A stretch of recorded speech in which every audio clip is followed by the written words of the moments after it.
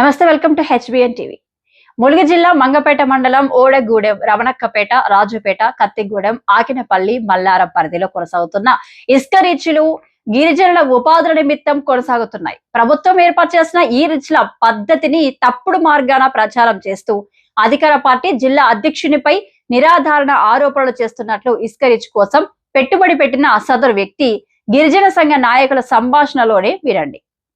ఇక ఈ రికార్డులో తనను మోసం చేయడానికి పైడాకుల అశోక్ వెనకుండి నడిపించాడని ఆరోపించాడనే కానీ స్వయంగా అశోకుకు డబ్బులు ఇచ్చానని అనలేదు. అంతేకాకుండా క్వారీ చేజెక్కించుకునే అందుకు ఖర్చుల నిమిత్తం 5-6 లక్షలు ఇచ్చానని స్వయంగా గిరిజన సంఘ నాయకుడితో అన్నాడు. అంటే అతను 38 లక్షలు ఇచ్చాడన్నది అబద్ధమేనని తేలిపోయింది. ఇక తప్పుడు ప్రచారంతో జిల్లా అధ్యక్షుడిపై వేసిన ఆరోపణకు అధికార యంత్రాంగం ఏ చర్యలు తీసుకోనుందో చూడాలి.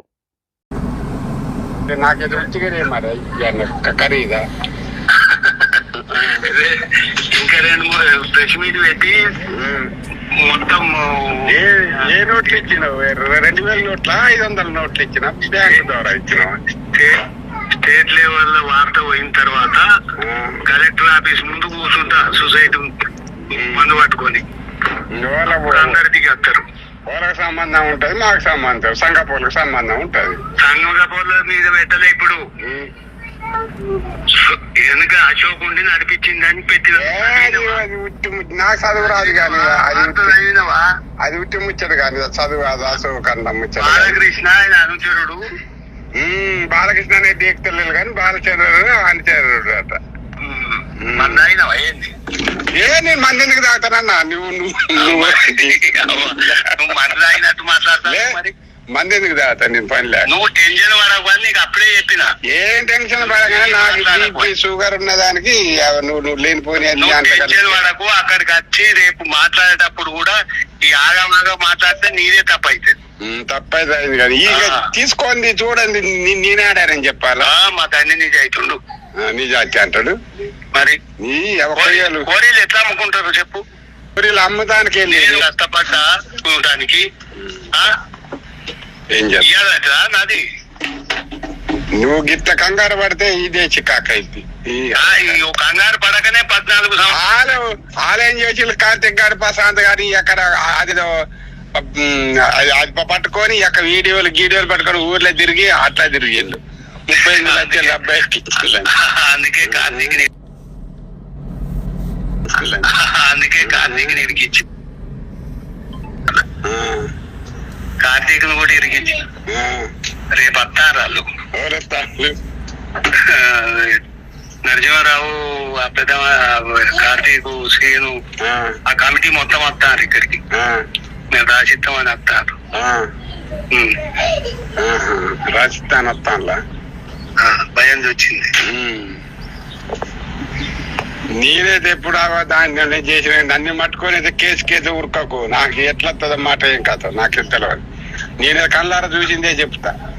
నువ్వైతే వాస్తవానికి కష్టపడ్డా అంటలేవు. 15 సంవత్సరాల కంచెలు కష్టపడ్డా కానీ పైలమ్మడి తిరుగుతలేవు. పైలమ్మడి తిరిగితే బాగుంటది. పైలెబ్బడే తిరిగిన నాకు ఆరోగ్యం మంచిగా లేకనే బాలకృష్ణకు పైసలు వేసిన తెలుసు.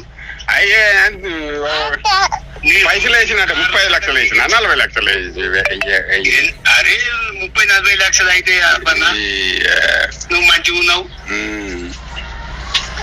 కార్ల కూర్చొని మాట్లాడినాడు ఎటిన్నావు.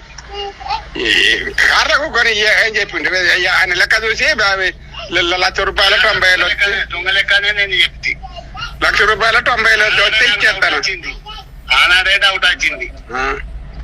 నేను మళ్ళీ వచ్చింది మొత్తం టోటల్ డ్రైవర్ తోటి పంపినాయి, చరణ్ తోటి పంపినాయి, చరణ్ చేతి నుంచి ఇచ్చినాయి. ఇవన్నీ నేను చేతి నుంచి ఇచ్చినాయి. అన్ని లెక్క చేస్తే 6-7 లక్షలు అయినాయి బాలకృష్ణ. 6-7 లక్షలకు ఒకసారి 40 లక్షలు పెడితే మరి మంచి మాట వినకపోతే గట్లుంటది. ఇప్పుడు అశోక్ పెట్టలేదా? అశోక్ పెడితే అండి అని ఇప్పుడు ఆయన పేరు ఏదో ఉన్నది. 10 పక్షాలు కూడా కరెక్టే అంటాను. ఇసుక దోలే కాదు. రేవంత్ రెడ్డి వచ్చిన కాంచెలు రేపు ఎల్లుండో ప్రెస్ మీట్ ఉంటది ములుకురా.